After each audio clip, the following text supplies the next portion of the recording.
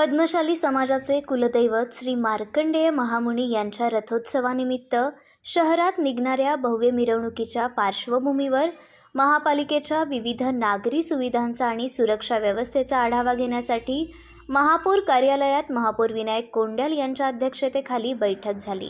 रथोत्सवाची मिरवणूक सुरक्षित, शिस्तबद्ध आणि सुरळीत पार पडण्यासाठी महापालिका प्रशासन सज्ज असल्याचे यावेळी स्पष्ट करण्यात आले।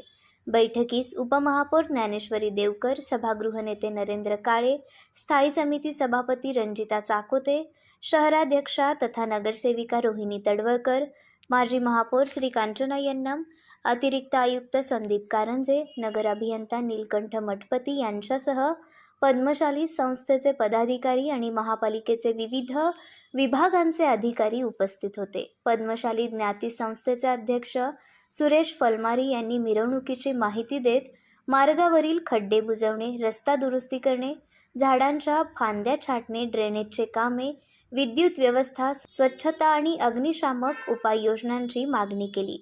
महापौर कोंड्याल यांनी संबंधित अधिकाऱ्यांना मिरवणूक मार्गाची प्रत्यक्ष पाहणी करून सर्व अडथळे तातडीने दूर करण्याचे निर्देश दिले। रथोत्सव हा पद्मशाली समाजाच्या श्रद्धेचा आणि सोलापूरच्या सांस्कृतिक परंपरेचा महत्त्वाचा उत्सव असून नागरिकांच्या सुरक्षतेला सर्वोच्च प्राधान्य देत सर्व विभागांनी समन्वयाने काम करावे असे त्यांनी सांगितले। रथोत्सवासाठी आवश्यक सुविधा वेळेत उपलब्ध करून देण्यात येतील अशी ग्वाही त्यांना देण्यात आली।